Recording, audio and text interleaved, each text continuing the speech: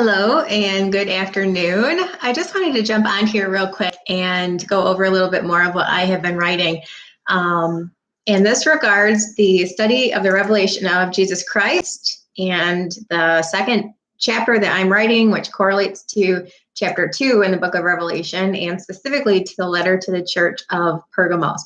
I actually did go back and add some to the letter to the church of Ephesus, and it regarded the temple of Artemis, the Greek goddess of the hunt, Artemis, which was located in the city of Ephesus. And as I started writing the letter to the church of Pergamos and talking about pagan practices and idol worship and everything, because in Pergamos, or Pergamum, was the seat of Satan, or the throne of Zeus, which obviously goes to idolatry and pagan practices also.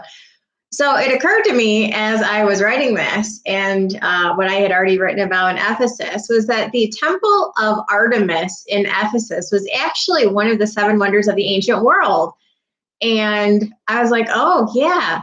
So I'm going to go back. And so I wrote a section about that and included something from history.com discussing that. And that Ephesus was a port city, which means that it was a hub. There was a significant amount of travel in and out. It was like a tourist attraction, if you will. And so that really speaks volumes that the letter to the church of Ephesus had very little rebuke. And it wasn't even about allowing unbelievers in their midst and things like that. It was really just not treating everyone with love.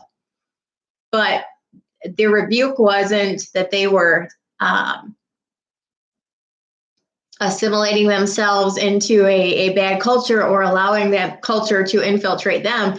It was that they were a little bit too, had a bit too much animosity toward other people. They needed to kind of soften their touch a little bit. So I'm going to go back and add a little bit more about that to the letter to the church of Ephesus, talking about what that people group would have encountered by virtue of the fact that, by virtue of what existed in Ephesus. But that pagan temple, it was like a huge complex, different structures, different altars, things like that. And it didn't occur to me when I was first writing it that it was that important. But as I was writing part of the letter to the, writing about part of the letter to the church of Pergamos, it struck me that no, the temple of Artemis in Ephesus was one of the 7 wonders of the ancient world. It was literally a huge, big deal. So I'm going to go back and add some about that in that original letter. I already did some, but I just probably want to underscore a little bit more about kind of how good the church in Ephesus did in light of that. And those in Pergamos, not so much. And as I was talking about just kind of the natural flow of the writing took me a bit out of sequence, and I need to go back and find a way to write about the letter in sequence because it's a progression of events. But in talking about the sword, the two-edged sword, because this is mentioned twice in that letter. In the salutation to the church, we have so far seen that all of the reference points go back to the vision of the glorified Christ as given in Revelation 1. To let these people in each of these 7 churches know who is authoring this, even though it's written, like handwritten by John, it's Jesus's words that are being spoken. And so each of the 7 letters so far have been opened with the salutation of who is actually speaking, and that it's Jesus, to further underscore the importance and the severity of what he is saying. So in the letter to the church of Pergamos, he opens with the verse, Revelation 2:12, to the angel of the church of Pergamos, right? These things saith he which hath a sharp sword with 2 edges. Well, that's the two-edged sword, the sharp two-edged sword, which when you go to Revelation 19, it talks about that's how he's going to slay unbelievers when he returns, is by the sword that proceeds out of his mouth. And this is actually what he further states in the letter to the church of Pergamos, is the reference to him coming quickly if they don't repent, and will fight against them with the sword with the sword of his mouth. Clearly, that's a reference to how he will deal with unbelievers as per Revelation 19 at the second coming. So in talking about the two groups of people that existed in Pergamos, you have believers and unbelievers. That's it. People are going to be one or the other. They're not going to be both. They're going to be one or the other. And so he opens the letter with saying, look, I know you believers, you're doing a good job. You have all of these things to contend with. And let's say, he says, I know they works where you dwell, where Satan's seat is. That's the throne of Zeus, which was a model of the god of the Olympians. So obviously it has a lot to do with idol worship and pagan practices and things like that. Thou holdest fast my name, has not denied the faith, even in those days wherein Antipas was my faithful martyr who was slain among you, where Satan dwelleth. So it's referring to the city of Pergamum, the altar of Zeus or the throne of Zeus, and obviously the pagan practices, idolatry, fornication, all of that stuff that was going on. The the believers are doing okay. He says, but I have something against you, because among you are these other people who do not have it together. And this is where we get to the idea that bad company corrupts good character. One of the admonitions that Timothy is given in the book of 1 Timothy and even 2 Timothy is to be very careful about who people associate with within the church, because things go rotten from the inside out, not from the outside in. And I couldn't understand why there was an Old Testament reference here. I mean, you have Jesus verbally giving these epistles to the Gentile churches in Revelation 2 and 3. The 7 letters to the 7 Gentile churches are Jesus's Gentile epistles. So I couldn't for the life of me understand why he's referencing something back in Numbers that they wouldn't really have had any knowledge of. He says, I have a few things against thee, because thou hast them there. Thou hast there them. So in Pergamos, there are these other group of people who hold to the doctrine of Balaam, who taught Balak to cast a stumbling block before the children of Israel, to eat things sacrificed unto idols, and to commit fornication. So hast thou also of them that hold to the doctrine of the Nicolaitans, which thing I hate. So he says, repent, or else I will come unto thee quickly, and will fight against them with the sword of my mouth. So you have the believers who are in this city, who are holding to the truth. But the thing that he has against them is that they are allowing themselves to be accompanied by, or in the company of, these unbelievers who hold to all of these false practices and idol worship and all this pagan stuff. So he says, change this, or else I'm going to come unto you and fight against them. So he's going to come to the church and fight against the unbelievers who are doing all of these other things. And I was trying to reconcile this in my head and understand, first of all, why he would be admonishing a group of believers about what the unbelievers are doing, and why he would be referring back to the book of Numbers for this story. And it goes back to the premise that we learn about in 1 Corinthians 15, that bad company corrupts good character. The story of Balaam and Balak in Numbers 22 through 25, is that Balaam was a diviner, a soothsayer, I guess you could say.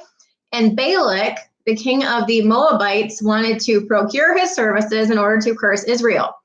See, Israel had demonstrated themselves mighty in the land of Canaan against some of the enemies, and had destroyed some of these cities and these kings, and they were a numerous amount of people. So the king of Moab saw this, and he's like, I'm basically going to try to defeat them before they have the opportunity to defeat me. And so I want you, Balaam, to go cast a curse on these people. And he's like, they're a blessed people. I'm not going to go curse them. And he kept being asked to do this repeatedly. And God's like, no, they're my people. They're blessed. You can't curse them. So he kept relaying this information back to Balak. And Balak said, no, try again. Go ask your God again. I really want you to curse him. And 3 different times. And it was like, no, God said, I'm not going to let you curse my people. So stop asking, basically. So what happened as a result of that? He wasn't able to outwardly curse them because God forbid it. God did not allow it. So Balaam wound up blessing Israel as a result of that because, I mean, there's a whole story that encompasses a few different chapters, but every time he would go to ask God about the situation, he would wind up coming back to Balak, and on account of what God told him to do, he would wind up blessing Israel instead of cursing them, and Balak was getting upset with him. Well, you go to Numbers 25 after these three occurrences of, are you sure you can't curse them? Why don't you go ask again? Why don't you go ask again? Like double checking to make sure that he really wasn't allowed to. And he wasn't. So what happens in Numbers 25? You see, all of a sudden, you move from the transition of this overt action of cursing Israel, and God says, no, I'm not going to let you do that because they're a blessed people and they've done nothing wrong. To Israel doing a whole bunch wrong in Numbers 25. What happened? Well, the Moabites kind of aligned themselves with Israel and got Israel to do a whole bunch of stuff that they should not have been doing. So you go from them being a blessed people, having done nothing wrong, and God says, no, I'm not going to allow you to curse them. So he has Israel's back. And then Israel starts doing a whole bunch of stuff that they're not supposed to, because we move from the overt attempts to get them to not be great to the indirect covert attempts. So what do? You send a bunch of people in there who get them to start moving away from their God, moving away from their law, moving away from the right things to do. And it's essentially guilt by association. It's the whole premise of bad company corrupts good character. So you can't touch them because God said, I'm not going to let you. I'm not going to let you curse them. So we move from this overt attempt to kind of overthrow Israel to attack their weakest links by getting them to do bad things, to do the wrong things, to separate themselves from God, and put them in a position to where then God would judge them for their breaking of his laws and his commandments. So it's like, God won't let me do it, so let's go make it so that they bring it upon themselves. And this we read about in Numbers 25:1.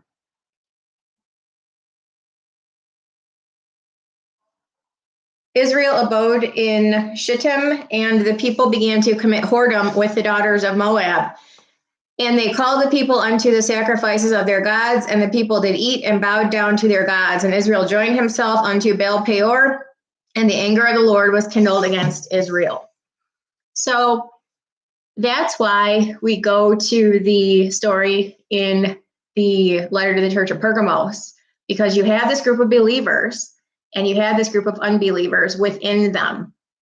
And it's basically like, okay, you have two options here. You either need to start converting them or you need to get the heck away from them, because one of two things is going to happen.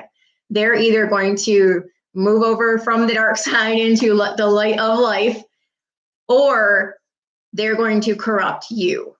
And that's what the story in Numbers was about, was Israel was good. And God said, nope, I'm not going to let you get at them.